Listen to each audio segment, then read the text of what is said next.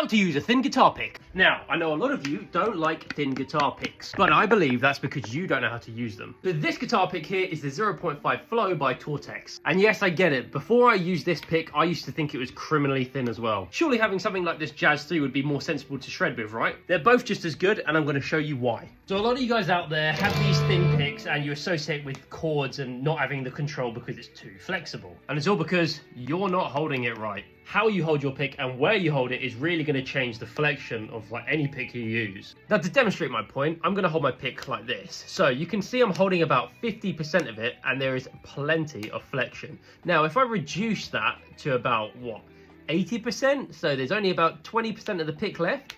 You can see there's a lot less flexion there. So when I want my pick to be nice and flexible for chords to get that nice run across the strings, I can just hold 50% of it to get that sort of sound. And then for all my shreddy sort of stuff, I want to make sure that I'm holding the pick where the tip is just at the end, poking out like that, and then it allows me to